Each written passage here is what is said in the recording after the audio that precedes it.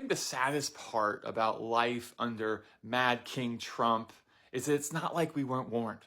When the whole ICE situation blew up and we were watching these horrific scenes unfold every day, I thought, this is what the black community was trying to warn us about during the George Floyd protests.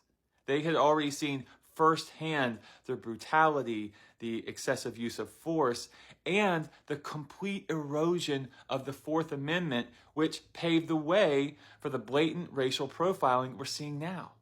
But we just didn't listen.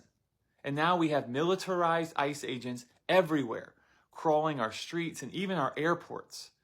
You know, our law enforcement was emboldened in the inner city during the war on drugs, and the black community tried to warn us. Millions of them tried to warn us.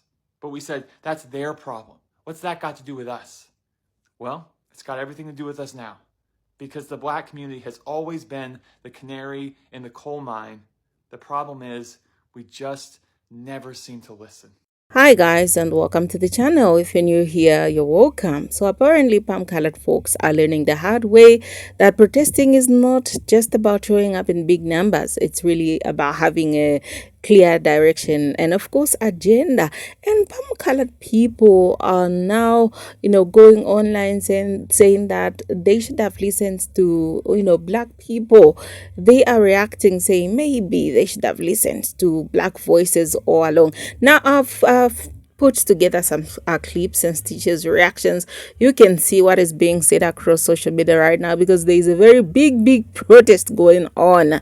Quick disclaimer, this video isn't about bullying or dragging anyone. It's just to keep you in the loop on what is trending and the conversations people are having online. Let's get into the video. The No Kings protest turned out millions of people across the world. That's a big deal. But what the fuck were y'all protesting for? No Kings? What were your demands? What were you asking of the governments in all these countries? What were you asking for? This is why black people sit there. A lot of black people sat out and looked at y'all like y'all was crazy because y'all showing up in droves with signs and everything. Great. But what were you asking for? What was the point? What? To just show up in droves and march and say, we don't want a king, we don't want fascism, we don't want this? What was the directives behind it? When black people marched for George Floyd, we wanted police reform. We made that very fucking clear. We made our demands very fucking clear. Ahmaud Arbery, we made that very fucking clear. Breonna Taylor, very fucking clear. Tamir Rice, very fucking clear. Trayvon Martin, very fucking clear. Voting rights. Marching on Selma, very fucking, the boycott for the butt, very fucking clear. This is why we look at y'all like y'all crazy, because y'all really thought y'all did something. These people that y'all fighting against, they really don't give a fuck about those numbers. They look at that shit, they be like, oh, it's a little scary, but they're just going back to their regular shit after. There's no demands. Y'all made no fucking demands. Everybody's marching in their own cities, in their own countries, had their own different plans. It was nice, but it didn't do shit. They won't do shit because everybody's message is not the same. Everybody's marching for something different. Every city was looking for something different. There's no action plan after the No Kings protest. There wasn't no consequences after the No Kings protest. Everybody went home. It was a great performance. It was a great block party, but what did it actually do? White people have never really had to fight for shit in their life. They protested Vietnam because most of them was high as fuck. And they needed something to fight for. I want real change in these protests. Y'all need to put people who actually fight, who actually march, who actually fight against the system, like black folks. But I doubt at this point they'll even come out to help y'all. I'm sorry, but I don't think these No Kings protests are doing much of anything. Because it will literally be a protest that is happening over the weekend, and a bunch of people will show up for these No Kings protests, and they'll say there were record-breaking numbers of people that showed up in order to protest against the current system that we have running. But then, once the weekend is over, everyone will just go back to work and just go back to participating in this capitalistic system and then commenting things like, but I still have to pay the bills, or do I still have to go to work? It's like, the thing is, that power is actually within the people. The people get to decide if we keep participating in this capitalistic system. And that actually is the issue. And I understand that there is, good intent behind the No Kings protest, but I just genuinely don't believe it's like making as big of a shift as people think it would make. And they keep happening, but again, it's happening on the weekends, which is already feeling like it's participation with the system, because it's like that's when people are off of work. That's when people have the time to go ahead and do that. And then people having to get permits in order to protest. Like, it's all feeling like just more participation within the system.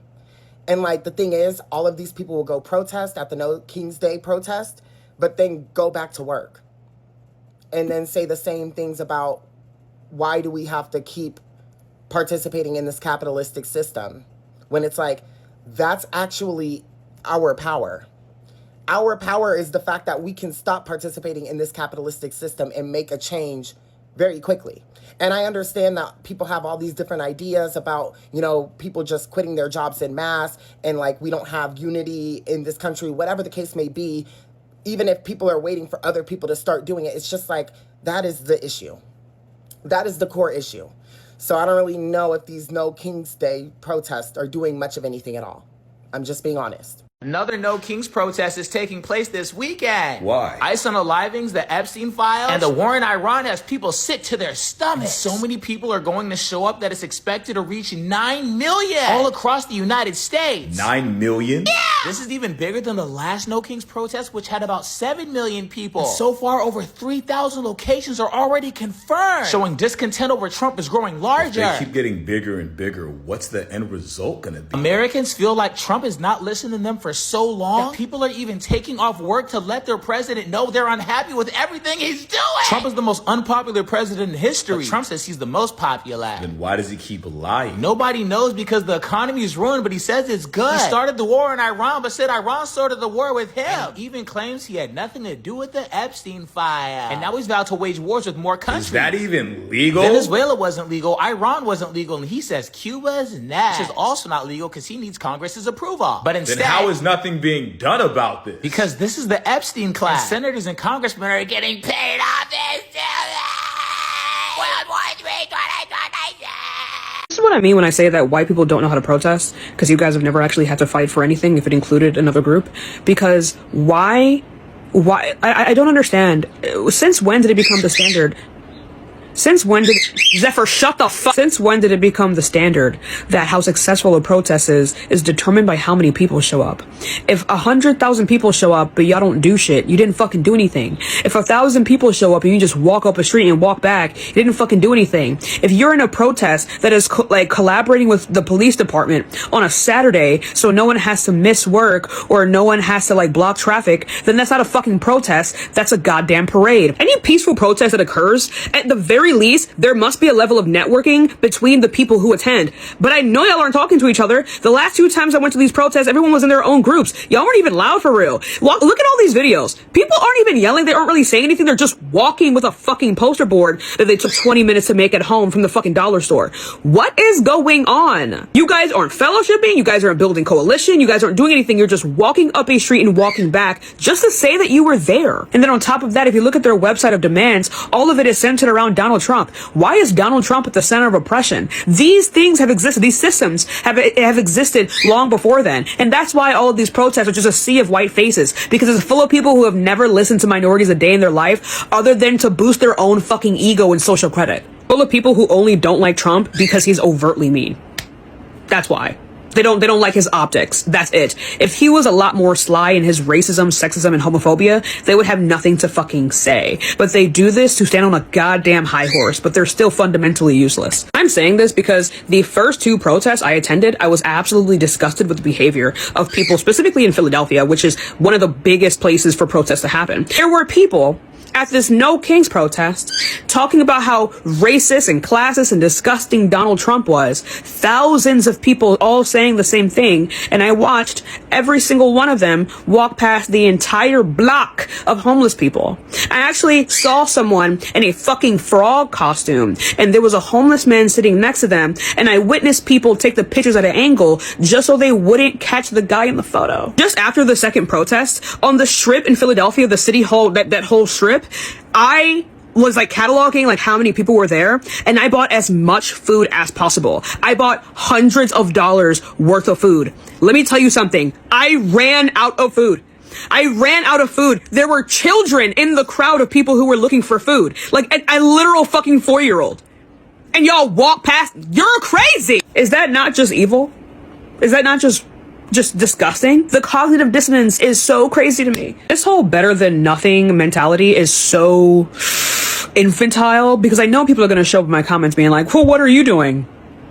Not being fucking useless and performative, that's for sure. Honestly, I'm not surprised that the liberals were having a no kings protest yesterday, considering that they hate every type of king. They hate thinking, they hate working, they hate making sense. Actually, I take that back. There are a few kings that the liberals do love. They love making no sense. They love thinking they're better than you. They love breaking every promise. They would know this about themselves if they weren't so busy drinking the Kool-Aid. I mean, honestly, there are just not enough mass-printed signs, enough dinosaur costumes or frog costumes or dance numbers in the world that are going to make these no kings protests make any sense. It's just crazy to me that the exact same people that are complaining about a little bit of a rise in gas prices right now are the same people that suddenly, when they decide to care about something, can afford gas masks, can afford dinosaur costumes and frog costumes and coordinated outfits for these dance numbers and stuff. Like, maybe if you put some of that money towards your gas tank, you'd have enough money for gas. But I guess billionaires are cool as long as they have the ability to fund your need to be stupid and hateful. This is why no one takes the left serious, because you guys think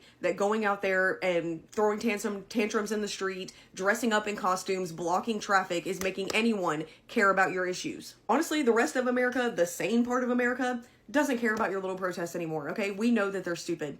And honestly, we're just glad that somebody is paying to babysit you guys all day, and it's not us.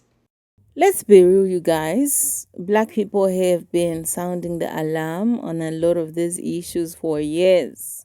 Yeah, from social justice to policy decisions, the warnings have been there, but often ignored until things start affecting everyone else too.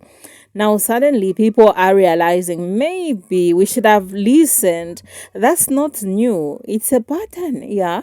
And what really stands out, though, is that the message was never just about one group. Black communities have consistently pushed for fairness. They've pushed for accountability and better systems that benefit everyone, not just themselves, though. That's the part people miss. This is not selfish advocacy. It's collective awareness, you guys. When they speak up, it's often about preventing harm across the board. That's why voting wisely matters so much. It's not just about picking a popular name or following trends. It's about understanding policies, long-term impact, and who's actually looking out for the people. Ignoring experienced voices, especially those who've lived through these struggles, come at a cost. And at the end of the day, the goal has always been progress for all, not just a few, yo. The question is, are people finally ready to listen and acts matter this time? Because Black people have always been preaching this for decades. They've been preaching, guys, can we stand in solidarity? Not really that they are looking out for themselves, but they are looking out for other races. They are looking out for other people as well. Yeah, so at the end of the day, this is what happens, yeah. This is what happens. Black people stood there. They were there. Can we do this? Can we do this, guys? And I'm not shocked that nowadays I'm seeing people, different races. I'm seeing different people. I'm seeing Asian Americans. I'm seeing palm colored people. I'm seeing just a lot of these races, Hispanics, and more people coming out to say Black people were really, they were right. They were right about this whole issue and everything. And yeah, it is what it is. So in the end, it's not about how many people will come to protest. When you protest about something that you know you have a direction for. You have a clear direction, not just that a direction, you have a clear direction for. Yeah, so do go on, share your thoughts in the comment section below. You guys, tell me what you think about this, because this is not the first time I'm coming here to this is not the first time I'm seeing palm colored people, or rather palm colored people, coming to accept that Black voices were right all along. We are still seeing these people coming back online. They will come, you find them on your For You pages on TikTok, you find them on X, you find them on all social media saying that black people are right. If black people's voices are right, why not listen then? Why not listen? Because actually there are some palm colored people who accept that black voices are actually right. It's not until things go wrong that people should realize that they were wrong about it. No, I feel that it's high time when people speak, you just open your eyes, do the right thing, or maybe question: do they mean any good in what they are saying? Check that, check the intention behind that voice, and just act on what they are saying, if it's okay or not. Because when you do something, I think it's really expensive to have to do something and bear the consequences and have to rectify the issue, because it's not easy. When you go deep into something, like, it's not easy. It's not easy. So better you listen. It's better people listen, and it's good that people listen. I will not start swimming across the stuff and just find out that, okay, this is really what is going on, yeah?